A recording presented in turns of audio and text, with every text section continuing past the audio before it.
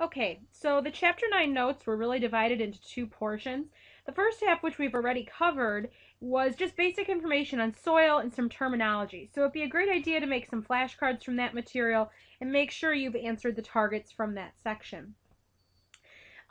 We have a little bit to finish on this slide, and then the second half of the notes is really going to go more into some of the overall bigger picture ideas. And again, after you finish those, make sure that you go to your targets and you answer the targets that correspond to the chapter 9 bigger picture questions. So on the notes, we were almost done with this slide, but we have to talk just a little bit about some of the regional differences that can occur with soil. And we talked about how soil can have different colors and textures, structure, pH. These are all things you looked at and studied in your lab. We talked about how soil that's darker in color is usually richer in organic matter and healthier. We talked about how soil can be made up of clay and sand and silt and a different combination of these.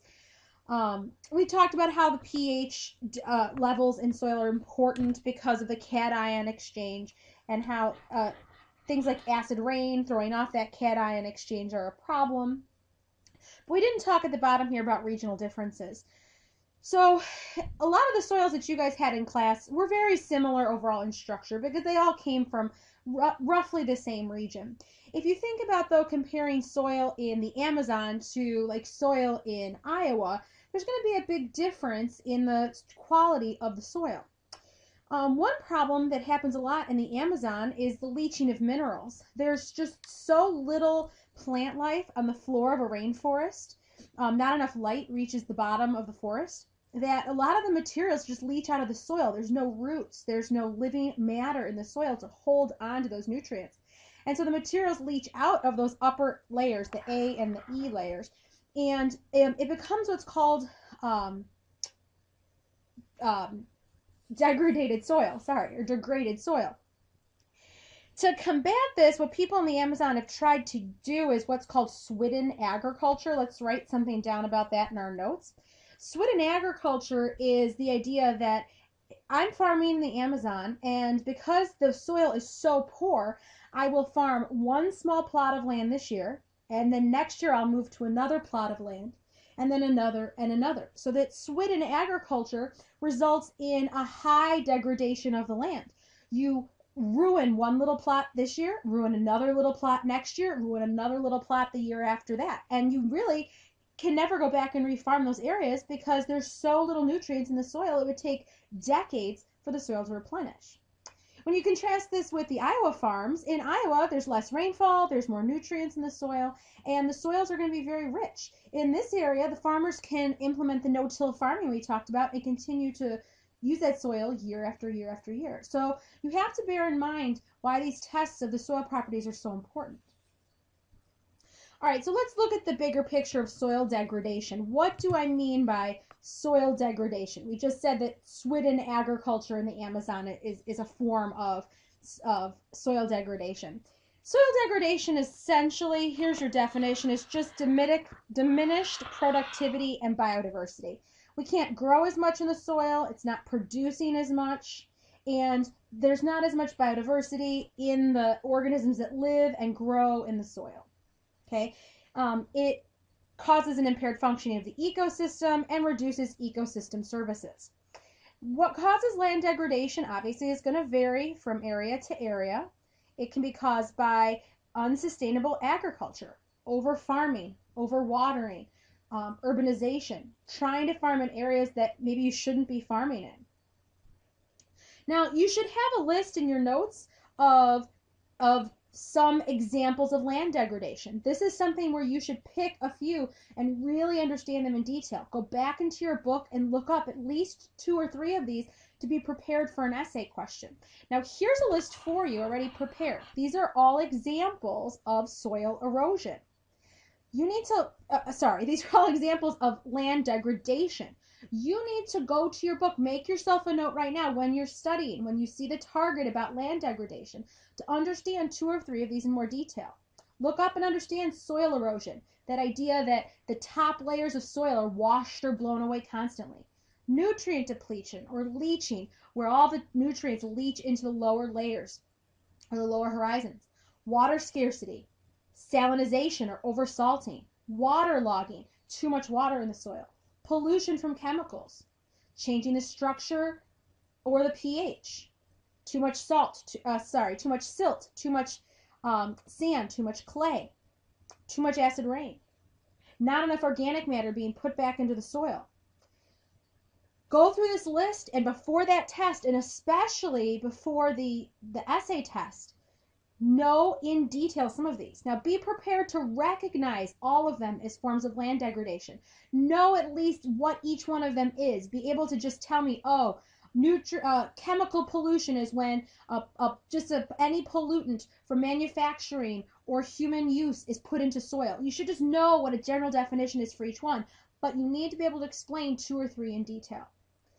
How many people does this land degradation affect? Well, the estimates are that it affects up to 1/3 of the world's population, as you can see.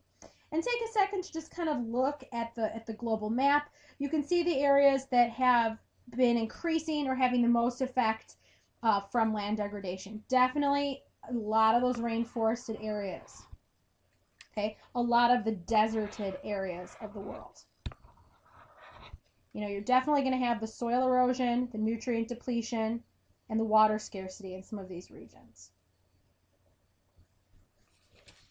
Now, I do want to, on the next few slides, go into some detail with you about 2 of these problems with land degradation. I want to talk about a little more detail of erosion and a little more detail of desertification.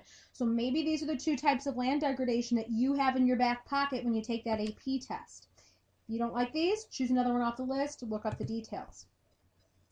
So erosion is really a global problem. This isn't just a problem in one area.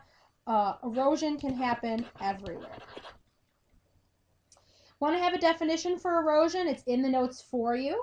It's really the removal of material and the deposition or depositing of that material into a new area. The removal of the material can happen naturally. It is a natural process. But in general, when we talk about erosion, we're talking about humans increasing the rate of erosion. So naturally, from wind or from water, soil will move around, move from one area to another. The concern is what types of human activities are increasing erosion. Okay. Erosion happens when water flows over soil. So we're talking about rain coming down. Very heavy rains can pull the soil across the land and deposit it into a stream. It can be carried to other areas. So it's really a problem in small local ecosystems when this erosion just happens too quickly for the soil to reform. Again, it's a natural process, but if you have something like mass wasting or mudslides, it's going to happen so quickly that the natural process of creating more soil can't replace the existing soil fast enough. When you talk about erosion just in natural everyday terms, most of the time people are just talking about the loss of that topsoil, the loss of that very top horizon. Estimates are that human activity has increased erosion to about 10 times faster than the natural rate. The things that have increased our rates of erosion the most are overcultivation and excessive tilling.